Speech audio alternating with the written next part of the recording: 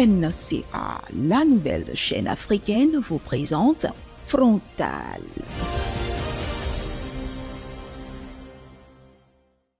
Vous êtes, mesdames et messieurs, sur NCA, la nouvelle chaîne africaine, et bienvenue à vous dans Frontal, votre rendez-vous politique qui vous plonge au cœur de l'actualité politique sur le continent. Le numéro de ce jour est consacré au Niger, dirigé depuis le 26 juillet par une junte militaire décidée, droite dans ses bottes, que ni les sanctions de la CEDEAO, ni la menace d'une intervention militaire ne semblent impressionner Mohamed Bazoum, l'homme qui a dirigé le Niger pendant 2 ans avant d'être déposé, reste lui détenu et la tension demeure totale. Mais quel sera l'épilogue de cette crise au Niger? Une solution politique est-elle encore possible? La CEDEAO finira-t-elle par intervenir militairement au Niger? 3 invités avec moi pour en parler. David Assiba Johnson, vous êtes professeur des universités, un grand observateur de la vie politique en Afrique. Êtes-vous? Quel regard porter sur la crise que traverse le Niger, mais qui devient aussi une crise institutionnelle pour la CEDEAO? On en parle au cours de cette émission. Merci à vous. Merci à vous. Merci d'avoir accepté notre invitation. Brice Nzamba, analyste politique, mais avant tout, vous êtes un homme de droit, avocat au barreau de Paris, et c'est à juste titre que je vous ai invité. L'ancien président Mohamed Bazoum, c'est comme ça qu'il faut l'appeler maintenant, n'est ni en garde à vue, une garde à vue de 2 mois, ça n'existe pas, ni en détention provisoire, encore moins en résidence surveillée. Mais quel est aujourd'hui le statut juridique de l'homme? La requête déposée auprès de la Cour de justice de la CEDEAO finira-t-elle par aboutir à sa libération? On en parle au cours de cette émission. Merci à vous. Merci. Merci d'avoir accepté notre invitation. Jean-Bernard Bikim, analyste et stratégiste. Vous êtes par ailleurs co-directeur du LIREA, le laboratoire interdisciplinaire en égyptologie et études africaines. Merci à vous. Merci d'avoir accepté notre invitation. Merci. Le gouvernement de transition du Niger espérait participer à la dernière Assemblée générale des Nations Unies, la 78e notamment, qui vient de prendre fin seulement, voilà. Et il n'en a rien été. Aucune accréditation n'a été en effet accordée à ses représentants. Il n'en fallait pas plus pour déclencher le courroux des autorités de Niamey qui crient au complot international. Extrait. Le Conseil national pour la sauvegarde de la patrie, CNSP, et le gouvernement de la République du Niger prennent à témoin la communauté nationale et internationale quant aux agissements perfides du secrétaire général de l'Organisation des Nations Unies, Antonio Guterres, qui sont de nature à saper tout effort de sortie de crise de notre pays, le Niger. En effet, avec la complicité de la France et de 2 chefs d'État francophones de la CEDEAO, le secrétaire général des Nations Unies s'est fourvoyé dans l'exercice de sa mission en faisant obstacle à la pleine participation du Niger aux travaux de la 78e session de l'Assemblée générale de l'ONU. C'est ainsi qu'en violation de la Charte des Nations Unies, en particulier les règles statutaires d'accréditation d'un représentant permanent auprès des Nations Unies et celles régissant la tenue de session de l'Assemblée générale de l'ONU, M. Guterres a non seulement refusé de prendre acte de la liste officielle des délégués de la République du Niger à la 78e session de l'Assemblée générale, mais surtout a accédé à la demande fantaisiste de l'ex-ministre des Affaires étrangères, Hassoumi Massaoudou, tendant à révoquer le représentant permanent du Niger auprès des Nations Unies. La République du Niger recuse et dénonce avec force cette ingérence manifeste de M. Guterres dans les affaires intérieures d'un État souverain. Cette manœuvre de sape participe d'une logique de privatisation des relations diplomatiques consistant à un deal cynique et entre copains pour faire taire la voix de la vérité et du bon sens au détriment du Niger et de son peuple. Professeur Johnson, commençons par l'aîné que vous êtes, il est toujours difficile de comprendre pourquoi certains putschistes sont autorisés à participer à une Assemblée générale des Nations Unies, y compris à y prononcer un discours, et d'autres non. Mais en fait, la situation, je vous ai toujours énoncé, j'ai un cadre conceptuel, hein, c'est celui de regarder comment des forces extérieures, ou bien ce que j'ai appelé en fait les avantages de la posture coloniale, qui dictent essentiellement de quoi il retourne par rapport... Y compris jusqu'à l'ONU. Absolument, absolument. D'ailleurs, il y a un précédent quand le ministre des Affaires étrangères du Mali a essayé d'attirer l'attention de l'Assemblée au niveau de l'ONU sur la posture de la France au niveau du Mali et d'exhiber des preuves qu'ils avaient. Il y a eu une opposition totale par rapport à cela. Vous voyez, il faut qu'on soit sérieux. Les choses commencent. Je vais commencer par vous donner un exemple. Oui. L'exemple typique, c'est lorsque, par exemple, le chef de l'État, qui est Nicolas Sarkozy, va en Afrique et dit que l'Afrique n'a pas d'histoire. Vous êtes accueillis dans un espace... non, exactement. Les Africains ne sont pas suffisamment entrés dans l'histoire. Oui, ben, suffisamment corrigés, pas suffisamment corrigés dans l'histoire. Oui. Mais en fait, c'est d'abord des règles d'impolitesse, de malotru. Vous êtes invité à un endroit, hein, et puis vous vous comportez de manière goujate. Ouais. Le président Macron a fait la même chose au niveau de Ouaga, quand il jouait. Donc, en fait, en réalité, il y a un mépris total à l'égard, en fait, des Africains que nous sommes. Alors, vous le retrouvez dans nos relations internationales, où il y a cet infantilisme qui nous est adressé, l'incapacité que nous puissions avoir à pouvoir raisonner, à décider. Mais... ils s'en foutent pas mal. Je vous invite à écouter tout simplement les communications de Védrine ou les communications de Dominique de Villepin, où on considère en fait que les Africains ne sont pas tout à fait capables de se prendre en charge et qu'en fait la France doit être là. Mais elle devrait se poser une question. Ouais. Un élève qu'on essaye de former pendant 50 ans, et si on n'arrive pas à le former, il faudrait se poser la question de dire que est-ce qu'on a été un bon professeur ? Est-ce qu'on a été un bon professeur ? Et surtout, la question est d'autant plus pertinente que c'est un professeur qui la pose. Brice Nzamba, alors très rapidement, sans être naïf, corrigeons quelque chose. Amadou Abdrahmane, que nous venons d'écouter, le porte-parole de la junte militaire, incrimine directement le secrétaire général des Nations Unies. Bon, sans être naïf, corrigeons que ce n'est pas lui qui accorde les accréditations, c'est une commission d'accréditation au niveau de l'ONU qui accorde les accréditations. Mais si le secrétaire général voulait effectivement avoir la junte, les représentants de la junte, il les aurait eus. On peut instrumentaliser l'ONU à ce point ? Oui, mais bon, je pense que comme vous l'avez dit, il ne faut pas être naïf. C'est-à-dire que l'ONU, comme tout instrument régional ou à caractère mondial, peut être instrumentalisé par des puissances qui y ont intérêt. Donc pour ça, je pense que toute l'histoire, je dirais, récente nous prouve ça. C'est-à-dire que, mais pour le cas qui nous concerne, je dirais que c'est un jeu diplomatique qui part d'abord de la CEDEAO. Hein, moi, je dirais que c'est une solidarité de vue entre la CEDEAO, qui est l'organisation sous-régionale, et l'ONU. C'est-à-dire que la CEDEAO, comme elle ne reconnaît pas le régime du Niger, a fait le nécessaire auprès de l'ONU pour que l'ONU, à son tour, n'accrédite pas la délégation du Niger. Donc, véritablement, il y a instrumentalisation de l'ONU à partir du moment où vous avez une puissance ou deux puissances, ou un groupe d'États qui font pression sur l'ONU afin d'atteindre un certain objectif. Voilà. Maintenant, la question qui se pose, c'est est-ce que la décision est fondée ou pas ? C'est ça la vraie question. Oui. C'est-à-dire qu'en l'état, moi, je pense qu'il y a un débat, aussi bien juridique, hein, c'est-à-dire que la question qui se pose, c'est est-ce que les régimes sont des sujets de droit international ? C'est ça. Voilà. Les régimes politiques ne sont pas des sujets de droit international. Sur le plan du droit international, ce sont les États qui sont des sujets de droit international par excellence.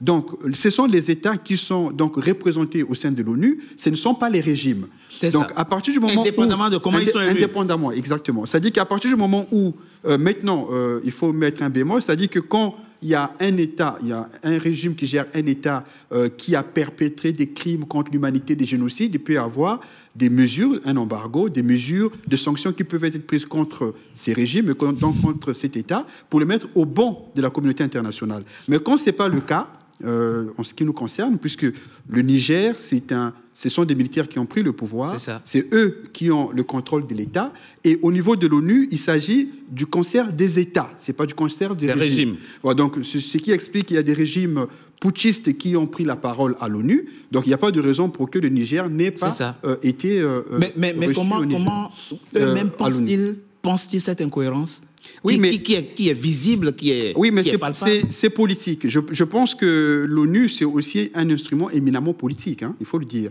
parce que c'est un lieu d'influence politique, de rayonnement politique, et aussi pour pouvoir juger de l'influence politique d'un État. Donc, je pense que la CEDEAO a fait manœuvre, certainement en intelligence avec la France, pour que le Niger ne soit pas, en tout cas pas le Niger des putschistes, ne soit pas représenté à l'ONU. Très intéressant, voilà, ce que vous dites, qu'il faut préciser. Maître Brice Nzamba, Jean-Bernard Biki, mais c'est un cas pratique au fond. Ce qui se passe, c'est quoi?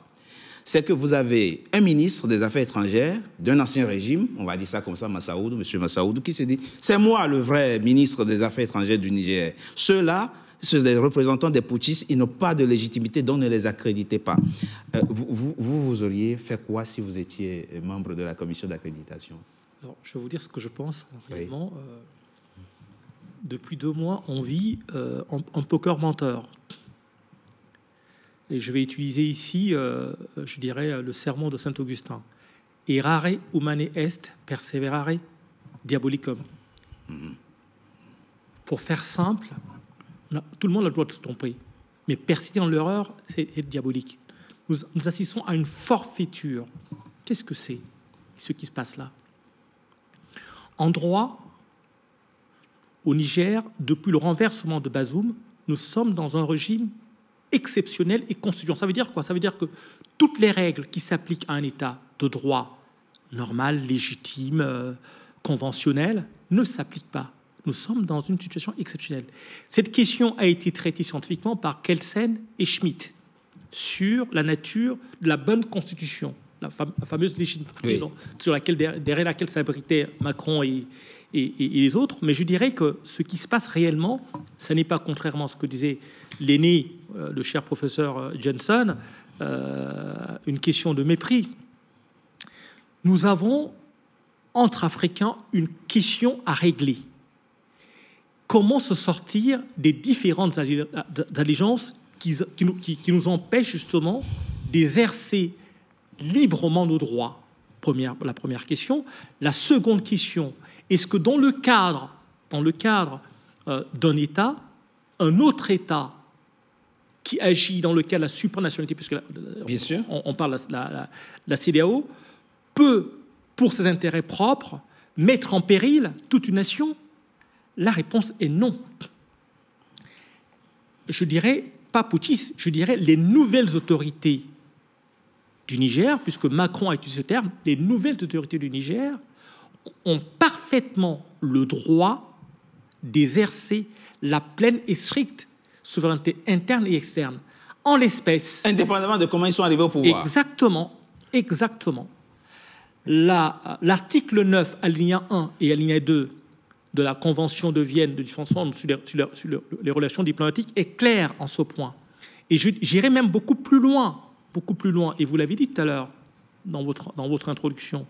Au nom de quoi Doumbouya, Diop pour le Mali, Traoré pour le Burkina vont s'exprimer à l'ONU et j'oublierai des bifis et pas les représentants du CNSP.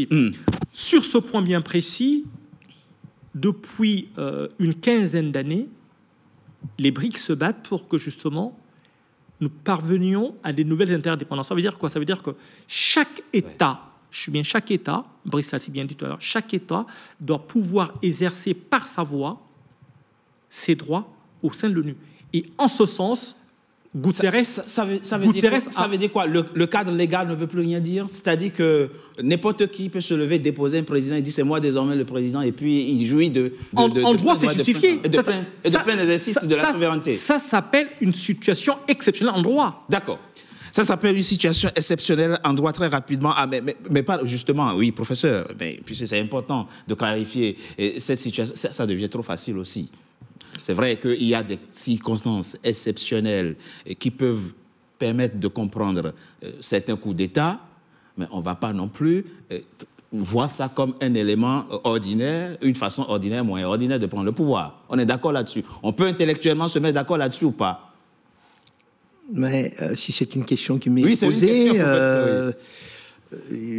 moi je crois que vous allez vite en besogne. D'accord. C'est d'abord le problème des institutions qui sont posées. Si les institutions peuvent faire l'objet de modifications à tout moment, pourquoi dans un cas on ne laisserait pas, on donnerait raison à certaines institutions? C'est très intéressant. Oui, bien sûr qu'il faut regarder. D'ailleurs, c'est un exercice trivial que de prendre le cas du Tchad. Regardez comment ça s'est géré. Il y a eu un coup d'État. Alors cette fois-ci, la France a reconnu ce coup d'État puisqu'il a adoubé.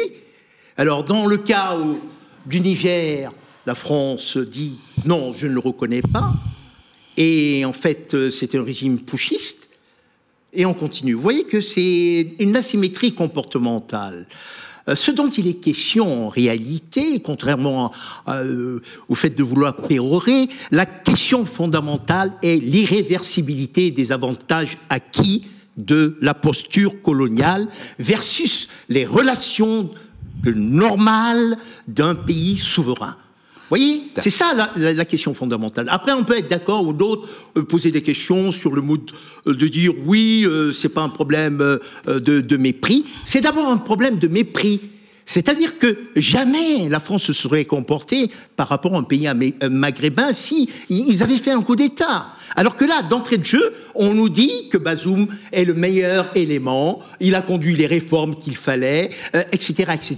Bon, le met sur un piédestal. C'était d'abord... Et on dit, l'État français a le toupet de dire que l'ambassadeur doit rester. Oui. Regardez, donc on viole, en fait, des règles au motif des intérêts. C'est la défense des intérêts. Alors moi, je ne crois pas que c'est très intéressant ce que vous dites. Mais oui, vous êtes en train de nous expliquer. Mais bien sûr, le débat que la France ne peut pas se permettre de se comporter vis-à-vis de la Corée du Nord, par exemple. Absolument. Comme elle se comporterait vis-à-vis d'un pays africain. Permettez-moi de continuer. Il ne s'agit pas la pertinence et le respect. On va marquer une pause d'abord. Je propose qu'on marque une pause et on se retrouve dans quelques instants pour que vous poursuiviez votre analyse, professeur. À tout de suite.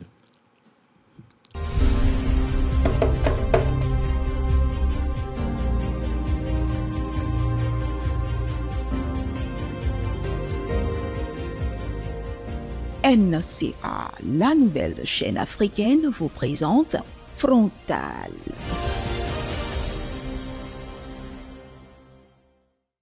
Deuxième partie de Frontal, votre rendez-vous politique, dont le numéro de ce jour est consacré au Niger. Professeur David Asiba Johnson, vous étiez en train de nous expliquer que l'asymétrie des relations que l'ancienne puissance coloniale entretient avec les pays africains est en fonction du poids politique qu'elle accorde à ces pays. Oui, mais c'est-à-dire, d'ailleurs, elle joue très mal. Elle se tire une balle dans le pied.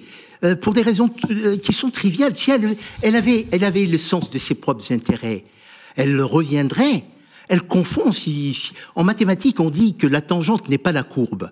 Elle continue justement d'avoir une vision qui était la vision du XVIIIe siècle ou du XIXe siècle lorsqu'elle était en train de coloniser l'Afrique. Il y a des ruptures épistémologiques et des ruptures systémiques qui se sont présentées, même si c'était des indépendances factices. Nous avons une dynamique évolutive. Voilà. Et donc, moi, ce que je suis en train de dire, il ne s'agit pas de discuter sur la pertinence ou la non-pertinence du droit.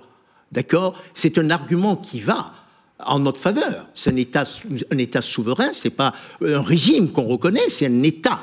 Ça, l'avocat Maître Brice a bien mis en exergue. Et d'ailleurs, mieux encore, il y a un Français qui s'était présenté aux élections présidentielles, qui a fait comprendre que la position de Macron elle est suicidaire. Asselineau. Oui, elle est suicidaire. Elle est suicidaire, c'est Elle vrai. est suicidaire. Donc, laissez-moi conclure. Je fais la S'il vous chute. plaît, rapidement. Oui, c'est-à-dire que, en fait, il s'agissait en fait de la France, quand je disais qu'il s'agissait d'un rapport de mépris et de chosification des nègres que nous sommes. Elle n'aurait pas pu avoir cette attitude à d'autres de dire qu'un État souverain, je ne le reconnais pas, parce que le régime. Donc, seul s'adresser aux nègres de cette matière, et je dis, et je persiste, contrairement à ce que c'est très intéressant. dire, que, en fait, c'est un mépris exponentialisé à l'endroit du continent africain. Absolument. Ce que dit le professeur est très intéressant. C'est-à-dire que si la France avait un ambassadeur à Pyongyang et que Kim Jong-un, le président nord-coréen, l'invite, cet ambassadeur ne se serait pas permis le culot de dire « je ne viens pas parce que vous n'avez pas été démocratiquement élu ». Non, pas du tout. Mais il faut dire que je crois que Jean-Bernard Bikim a cité l'article 9 de la Convention de Vienne, qui est clair, et qui dit que c'est l'État accréditant qui accrédite donc un ambassadeur auprès de l'État accréditaire. Et donc, lorsque l'État accréditaire, donc qui accepte que l'ambassadeur soit dans son territoire, demande à l'État accréditant de retirer son ambassadeur, il doit le faire. Et dans cet article-là, il est précisé que l'État, on parle pas le régime d'État. Pas le régime accréditant. On ne dit pas l'État français démocratique accrédite un ambassadeur au sein du régime Bazoum. C'est pas ça. C'est de rapport d'État à État. Maintenant, il y a ce qu'on appelle des positionnements politiques. C'est-à-dire que pour des raisons politiques, parce qu'on estime que ceux qui ont pris le pouvoir ne partagent pas la même idéologie, ne partagent pas le même positionnement politique, on peut prendre des mesures, notamment rappeler son ambassadeur pour marquer son mécontentement par rapport à l'orientation politique prise. Mais ça, c'est une posture politique. Voilà, ça n'a rien à voir avec le droit international. Donc ça, il faut bien le distinguer. Donc, et puis il y a la sociologie africaine aussi. Voilà, c'est-à-dire quand un chef vous invite, vous y allez d'abord, et vous pouvez refuser après ce qu'il vous dit. Oui, absolument. Mais on ne refuse pas d'aller à une invitation en Afrique. Non, mais c'est-à-dire qu'à partir du moment où on vous invite, on vous convie à une réunion, bon, quand même, je dirais que la bienséance voudrait quand même qu'on y aille, en disant que, bon, nous, on ne vous reconnaît pas, donc je suis venu pour vous le dire. Au moins, vous êtes venu. Ou tout au moins, la position de mon pays, pour l'instant, est telle, comme c'est mon pays qui m'a accrédité. Mais vous ne pouvez pas... C'est du mépris. C'est du mépris. On vous convoque et vous ne déférez pas à la convocation. Bon, ça montre que c'est une rupture totale et complète des usages internationaux. Donc, comme le dirait le professeur David Johnson avec ces mots, voilà, que ça dénote un peu une forme de mépris. Une forme de mépris. Et que visiblement, les Africains n'acceptent plus. Absolument. Visiblement, n'acceptent plus. Jean-Bernard Bikim. Alors, la situation semble s'accélérer depuis ce 24 septembre. Qu'est-ce qui s'est passé pour que, enfin, la France décide de rappeler à la fois son ambassadeur et d'amorcer le rappel des 1500 soldats stationnés à Niamey? Alors, je vais essayer de ne pas contredire l'aîné, professeur Johnson, en lui rappelant une simple chose. Oui. On a connu la guerre de la Libye.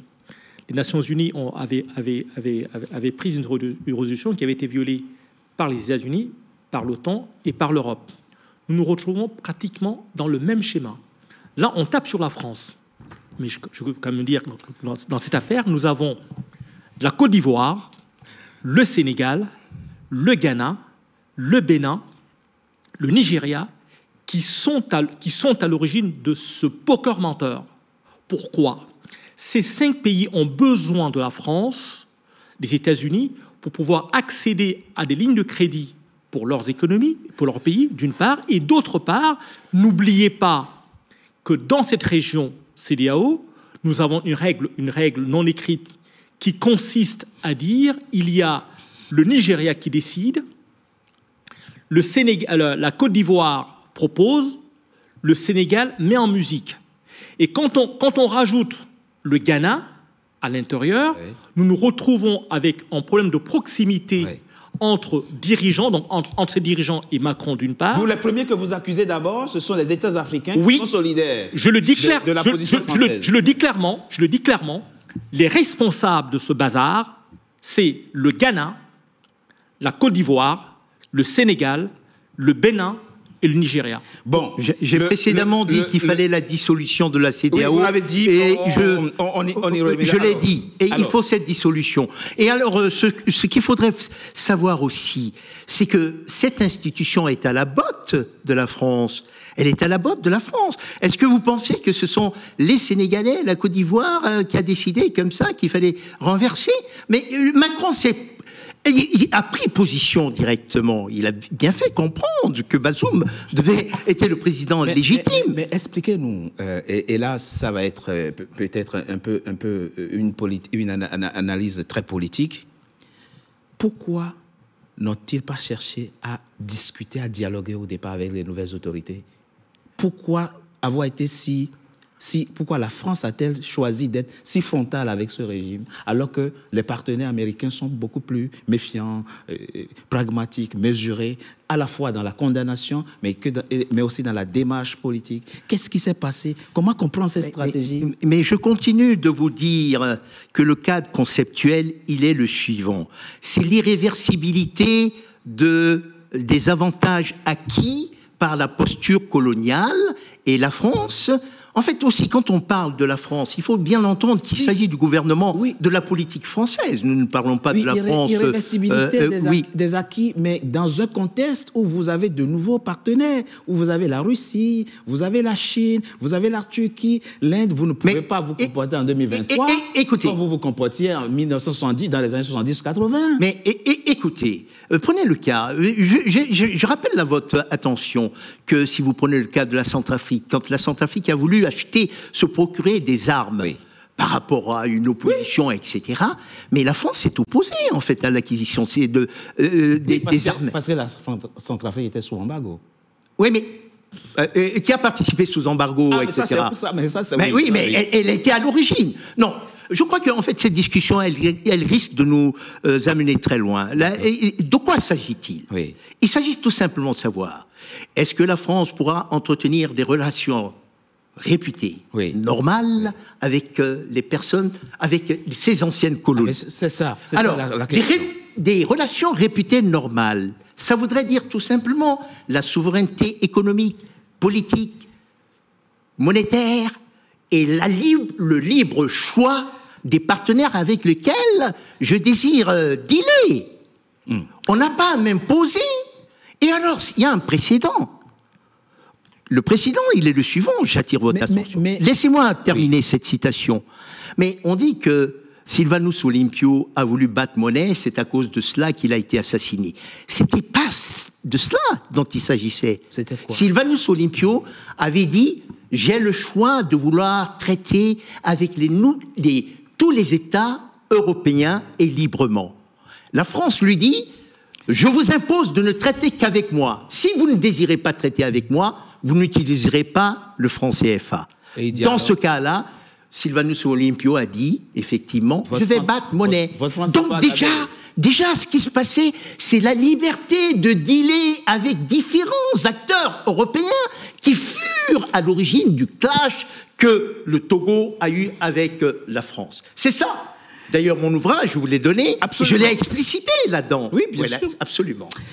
Brice, on s'en va très rapidement. Rupture de la coopération militaire, rupture des relations diplomatiques, rupture de l'aide aux demandeurs, rupture de tout. Et le divorce est désormais total entre la France. Ah oui, il faut dire que tout est rompu, finalement. Oui, il faut dire que le divorce est consommé, mais bon, il ne faut pas rester pessimiste pour l'avenir. Voilà, parce que deux États peuvent avoir des difficultés en un moment précis, dans les laps de temps. Et puis, par la suite, il peut y avoir aussi changement des dirigeants encore.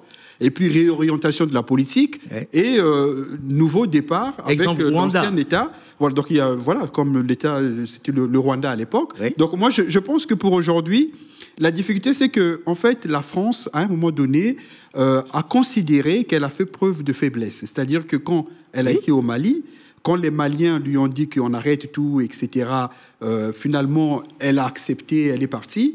Le Burkina a dit qu'on arrête tout, elle a accepté, elle est partie. Et pour le Niger, voilà, donc la France a considéré, vous remarquerez que le président Emmanuel Macron a réuni même un conseil de défense à l'Élysée sur le cas du Niger. Voilà, donc c'est pour dire que pour la France, c'était le coup d'État de trop. Voilà, parce que c'est ce que le président Macron a dit, hein, c'était le coup d'État de trop. Donc il fallait plus faire preuve de souplesse, de compréhension, il fallait faire preuve de fermeté. Donc ces discours de fermeté a été repris par la suite par la CEDEAO, par le président nigérian déjà, voilà, qu'il fallait, on arrivait même jusqu'à l'option militaire. Donc moi je pense que là, la France a considéré que, bon, là, vu que l'option militaire de la CEDEAO finalement a pris haut, donc finalement la France est lâchée par ses partenaires sous-régionaux, donc CEDEAO, lâché par les États-Unis. Ah, ça, on ne peut pas le dire. Lâché encore. par. Oui. Lâché par la CEDEAO, on ne le sait pas encore. Oui, mais puisque pour l'instant, il n'y a pas encore eu la mise en œuvre de l'option militaire. Voilà, parce qu'au niveau des opinions publiques africaines, parce qu'avant la France, au temps de la France-Afrique pure et dure, quand la France pouvait défaire les régimes, il n'y avait pas encore l'opinion, la survenance, la création ou l'apparition des opinions publiques africaines. Aujourd'hui, il y a une opinion publique africaine. C'est vrai. Donc, on ne peut plus faire n'importe quoi en Afrique et n'importe comment. Donc, c'est ça la vraie difficulté à laquelle la France est confrontée. C'est ça, absolument. Et donc, c'est pour montrer qu'on est entré dans un nouveau cycle. Voilà. Et il faut faire avec les opinions publiques africaines. Donc, c'est ça. Donc, ce qui fait qu'aujourd'hui, pour la France essaie de s'adapter maintenant à cette opinion publique. Difficilement. Difficilement, mais parce que le rapport en politique, c'est le rapport de force. Hein. Voilà, on ne fait pas les choses parce que les gens demandent, il faut qu'il y ait un rapport de force. Donc, c'est ça. C'est-à-dire que là, maintenant, la France décide de tout arrêter. Mais bon, moi, je pense que c'est pour un temps.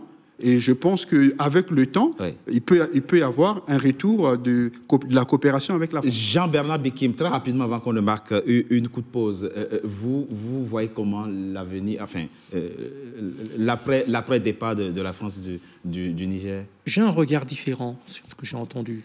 Ce regard différent porte sur une question essentielle qui est son terrain de jeu, la théorie des jeux, géopolitique, géostratégique et géoéconomique.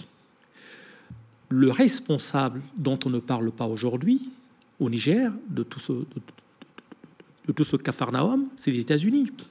Les États-Unis, au sortir de la Deuxième Guerre mondiale, ont attribué un rôle de gendarme de l'Afrique à la France. Il ne faut pas l'oublier. Et à partir de ce rôle-là, la France est dans une posture, je vais reprendre encore son terme, d'alignement stratégique par rapport aux options de l'OTAN, de la force américaine sur l'Afrique. Mais là, visiblement, il y a rupture. Il y a rupture entre eux maintenant. Et surtout,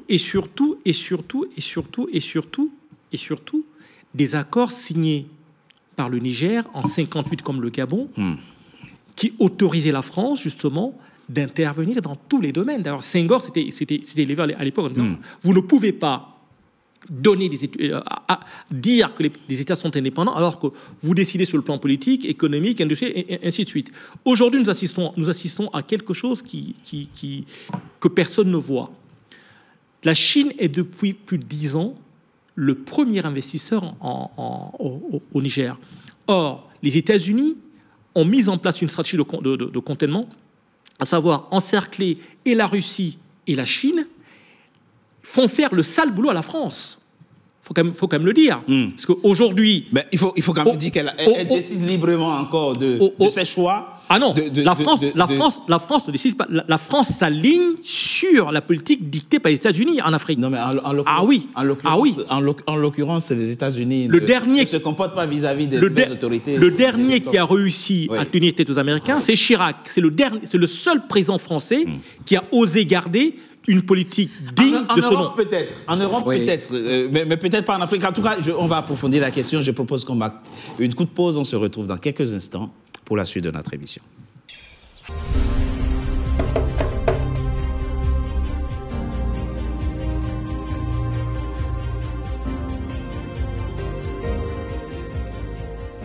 NCA, la nouvelle chaîne africaine, vous présente Frontal.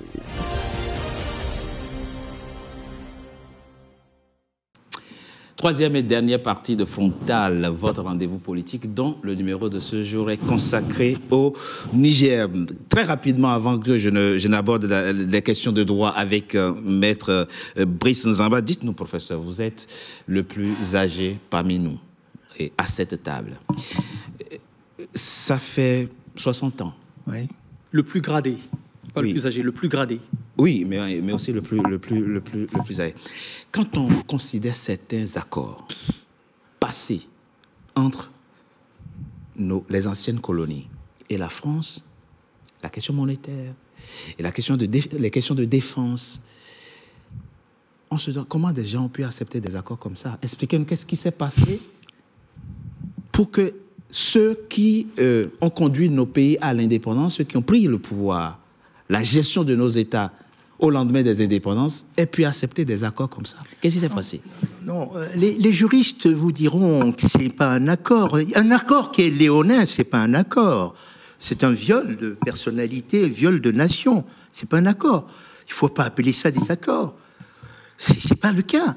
D'ailleurs, je n'en veux pour illustration, lorsque Sékou Touré a décidé de discuter, mais qu'est-ce qui s'est passé? Le gouvernement français de l'époque a saboté l'économie du Niger en brûlant tout ce qui existait en termes de différents éléments, même en créant de la fausse monnaie. Oui, c'est vrai. Il ne faut pas oublier cela. Donc, en fait, en réalité, je reviens sur la posture... C'est intéressant, c'est pas des accords. C'est d'une évidence totale que c'est pas un accord, c'est du mépris. C'est une violence coloniale. La violence coloniale, voyez, même dans le cas, pour vous illustrer, le président Sylvanus Olympio a été le premier et le seul, c'est pourquoi je l'appelle l'imbattu et l'imbattable, à payer la dette coloniale de 800 millions de l'époque, parce que le Togo était indépendant en 1958, il a dit, tant que je ne règle pas la dette coloniale, eh ben, je n'irai pas à l'indépendance. La dette coloniale, il mit les Togolais au travail, et les Togolais, justement... La dette coloniale, ça veut dire quoi? Ben, c'était 800 millions... Non, mais pas le montant. Mais c'est ce que la France... Pour avoir été colonisé, bien sûr, il faut payer. Mais c'est ce qui s'est passé pour Haïti également. Il y a des rétrospectives, je n'invente rien. Oui, je suis dans la réalité. Pas du tout. Je suis dans la réalité. On voulait comprendre la logique qui fonde, les ressorts qui font l'instauration de cette dette coloniale. Alors, je dis simplement que même quand cette dette coloniale a été réglée, comme le cas du Togo, et pour autant, ça n'a pas empêché le gouvernement français de l'époque, justement, de participer ou, justement, de faire ce coup d'État, d'organiser ce coup d'État et d'être à l'origine de ce coup d'État. Je veux dire, en fait, pour conclure, parce qu'il faut laisser les autres parler, oui. C'est-à-dire que les rapports avec la France, ce sont des rapports, il faudrait qu'elles deviennent matures. Le professeur Cheikh Anta Diop disait également, on l'avait rappelé, nous devons aider la France à acquérir le sens de ses intérêts. Le sens de ses intérêts, c'est la fraternisation avec les autres peuples, n'est-ce pas? Elle n'a pas à imposer une raison, ou bien sa raison, aux autres. Nous avons autant des scientifiques que nous sommes doués de raison. Et quand je continue de dire, et que je mets l'accent où je mets en saillie cette posture de mépris, eh bien c'est cette posture de mépris qui est à l'origine de ce que j'appellerais des rapports maladroits qu'entretient la France avec ses anciennes colonies. Elle n'a qu'à revenir à la normalité. La normalité, les nations sont souveraines, elles ont des intérêts. On doit pouvoir discuter par rapport à ses intérêts. Mais on ne se réveille pas un peu tard, là? Mais il ne s'agit pas de se réveiller. C'était les collaborationnistes qui étaient au pouvoir. Oui, c'est vrai. Ceux qui étaient là pour diriger, ils ont été éliminés. C'est vrai, vous avez totalement raison. Faites en fait une cartographie des acteurs. Ouais. La cartographie des acteurs ou de point de vue. Quand je dis irréversibilité des avantages acquis de la posture coloniale, il y a des collaborationnistes qui s'alignent sur cette irréversibilité des avantages. Après, justement, on veut faire du break. Ce sont les États souverains qui disent « Non, je veux reconquérir ma souveraineté » et dealer normalement avec... Quoi de plus simple? L'Allemagne et la France, bien qu'ils se sont battus, et que des collaborateurs... Et qu'il y ait eu, en fait, des collaborateurs français et qu'il y ait eu des Africains qui ont participé à la libération. Vous regardez cet ensemble de choses. Mais il faudrait que la France se libère de ses œillères et qu'elle essaye de... C'est vrai cela. et très rapidement. Quand je dis cela, c'est Ouais. pas le peuple français. Non, je parle de la politique française, hein, la politique française, que l'on s'entende. Parce que la politique française est allée pour utiliser le terme le sentiment anti-français, Wagner, comme si les Africains n'étaient pas capables de veiller à leur propre intérêt et que nous avons décidé du sentiment anti-français. C'est un narratif qui ne marche pas. Ce narratif ne marche pas. Nous sommes des personnes, maîtrisons la science et des compétences universitaires dans les sciences, etc. Et nous sommes doués de raison. Brice nous en va très rapidement, avant d'aborder les questions de droit, mais la même question se posera et sera posée à Jean-Bernard Bikim. Comment expliquer les ressorts psychologiques chez la France politique qui fondent ce regard qui pose sur nous? On se rappelle encore, en février 2005, le Parlement français a même voté une loi sur le repositif de la colonisation. Oui, mais bon, moi je pense que il faut comprendre une chose, c'est-à-dire que à partir du moment où il y a une longue histoire tout de même entre la France et l'Afrique, et dans ces rapports-là, vous vous rappelez du discours de Jules Ferry, qui disait que les races supérieures ont un devoir et des droits sur les races inférieures, et il faut les civiliser. Vous voyez, donc là, et on est au 21e siècle. L'œuvre de la colonisation pour les Français consistait à civiliser les races inférieures, notamment la race inférieure noire. C'est ça. Donc maintenant, à partir du moment où dans les écoles sous la Troisième République, tout cela a été enseigné, ça a imbibé un peu, je dirais, l'intelligentsia française. C'est-à-dire que les gens ont du mal encore à considérer que les Africains peuvent se gouverner eux-mêmes comme il se doit. Bon, ils le disent aussi parce que en face, il y a aussi des gouvernants africains qui valident cette hypothèse. Vous voyez, parce que si les Africains ne sont pas capables de se gouverner, nous voyons qu'il y a beaucoup d'États africains aussi qui ont du mal à se gouverner. C'est la vérité.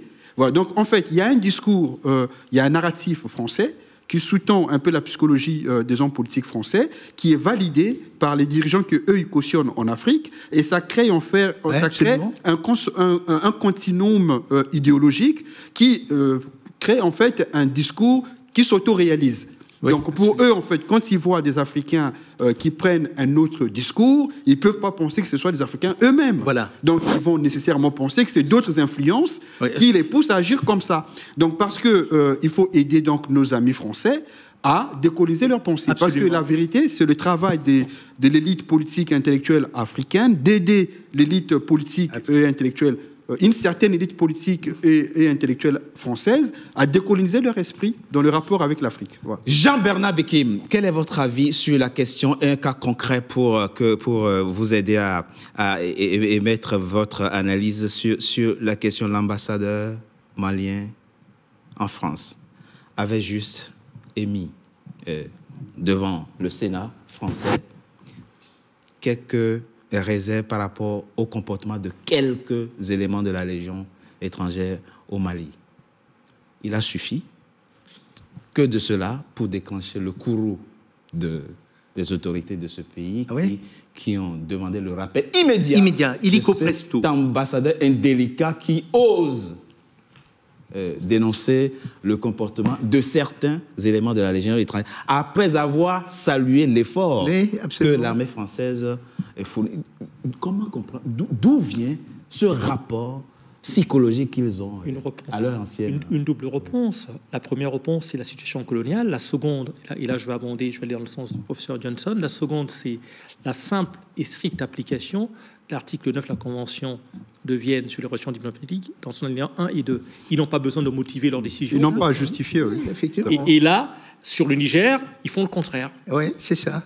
Très rapidement, on a évoqué dans notre partie introductive la question juridique. Bazoum, c'est quoi aujourd'hui sa situation? Bon, mais pourquoi on ne lui dit pas, pourquoi on ne le met pas en examen si tant qu'on veut le juger? Comment comprendre? Alors, il faut dire que le statut du président Bazoum est un enjeu politique crucial. Ah oui, c'est vrai. C'est-à-dire que les nouvelles autorités politiques du Niger ne peuvent pas, puisqu'ils avaient formulé l'intention de l'attaquer pour haute trahison. Oui, mais il faut le faire. Ils ne peuvent pas le faire parce que s'ils le font, ça va attirer les foudres encore de la CEDEAO et de la communauté internationale. Donc c'est un statut délicat, éminemment délicat. Donc je pense qu'il faut aller au purisme, à la vérité. C'est-à-dire que le président là, on le Bazoum détient sans raison, en tout cas sans lui notifier pourquoi on le détient. Juridiquement, c'est une forme de séquestration, puisqu'il n'a pas la liberté fondamentale d'aller et de venir. Hein, il est bloqué dans une résidence qui est surveillée. Il n'est pas libre d'aller et de venir. Donc c'est une atteinte à sa liberté fondamentale. Juridiquement, c'est établi. Voilà. Donc je pense que les nouvelles autorités du Niger doivent, dans le plus bref délai, trouver un statut au président Bazoum. Je pense que ce statut peut être discuté dans le cadre d'une concertation nationale globale avec les forces vives de la nation pour mettre en avant le plan de transition. Je pense que ça doit être discuté dans un concert national, dans le cadre d'un dialogue national global. Une requête, puisque vous êtes l'homme de droit ici, une requête a été déposée, je crois le 18 septembre dernier, auprès de la Cour de justice de la CEDEAO pour demander la libération immédiate de Bazoum. Quelle peut être la suite de cette requête? Oui, mais je pense que la Cour de justice de la CEDEAO va statuer sur cette requête. Et je pense qu'il y a de fortes chances que l'État du Niger soit condamné. Mais en revanche, je ne pense pas que cette décision va être applicable. Comme c'est le cas, par exemple, des décisions de la Cour africaine des droits de l'homme qui ne sont jamais applicables. Hein. Vous vous rappelez, le président Ouattara a retiré la compétence de la Cour africaine des droits de l'homme simplement parce que cette Cour avait considéré la candidature de M. Guillaume Soro comme recevable.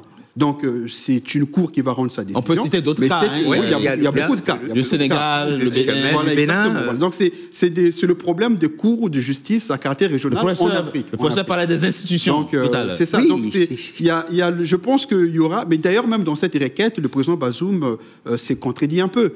On ne peut pas être chef de l'État, légitime comme on le dit, et attaquer l'État pour lequel on est le représentant. Donc il y a un dédoublement schizophrénique assez extraordinaire. Nous sommes à la fin de notre émission. Très rapidement, votre mot de la fin, s'il vous plaît. Franchement, je dirais que... Quelle est l'issue que vous voyez pour cette crise? Croire au Père Noël est une chose, mais le principe de réalité s'impose à tout le monde. Bazoum a été renversé, et c'est fini. Il ne reviendra plus au pouvoir. Ce qu'il faudra maintenant, c'est très rapidement organiser les conditions pour que les Nigériens se reparlent entre eux, donc aller vers la justice transitionnelle, organiser une commission vérité et réconciliation et voir comment on règle les problèmes des uns et des autres. Et pour ça, il y a une nécessité qui s'impose à Bazoum. Il faut qu'il démissionne et qu'il reconnaisse les nouvelles autorités, parce qu'il ne se passera rien. Personne ne vient de le tirer de là. Très rapidement, votre mot de la fin, très rapidement, professeur. Moi, je vous ai dit, il faut dissoudre la CEDEAO. Il faut dissoudre la CEDEAO. C'est ça votre mot de la fin? Absolument, parce qu'en fait, je voudrais des institutions qui soient à l'image de l'Afrique, qui reconquièrent sa dignité pour sortir de cet état vraiment de l'arbinisme dans lequel on se retrouve comme dernier de la classe, alors que nous disposons de plus de 80% des ressources mondiales qui rentrent dans l'industrie mondiale, et que nous avons en fait du capital humain, maîtrisant les sciences et les technologies qu'on n'utilise pas, alors que nous avons la densité géographique la plus faible, et de surcroît, nous avons... Par l'insuffisance de nos politiques, par l'insuffisance d'une dynamique, d'une maîtrise stratégique, nous avons des enfants qui meurent dans la Méditerranée, alors que nous avons justement un chômage plus élevé et qu'on pouvait résoudre ce problème. Merci, professeur. Mais comme on a évoqué un point de droit, Jean-Bernard Bikim évoque un point de droit, on finira là-dessus. Brice Nzamba, quelle est l'importance juridique de l'acte de démission de Bazoum? Pourquoi c'est important qu'il démissionne? Oui, mais parce que s'il démissionne, ça veut dire qu'il n'est plus détenteur du pouvoir. Légitimement. Il n'est plus détenteur du pouvoir légitime. Mais là, il détient quoi? Oui, mais parce que là, légitimement... D'accord, sur le plan du droit. Pour les partisans de la légitimité, sur le plan du droit, c'est lui le président élu. Voilà, donc il y a des autorités de facto qui sont au pouvoir, et il y a le président de droit qui est Bazoum. S'il démissionne, ça veut dire que il n'est plus titulaire de la légitimité du pouvoir qui, en ce moment-là, peut être incarné, puisqu'il démissionne, par les autorités. Merci à vous, maîtres. Merci à vous tous d'avoir participé à ce débat consacré au Niger, à la crise politique au Niger et à la question si une sortie de crise politique est encore possible. En tout cas, les jours à venir, les semaines à venir nous le diront. Merci à vous d'avoir participé à ce débat. C'est la fin, mesdames et messieurs, de Frontal, votre rendez-vous politique. Je vous remercie d'avoir été nombreux à suivre. À très bientôt pour un nouveau numéro de Frontal. Merci à vous. Merci. Merci. Merci.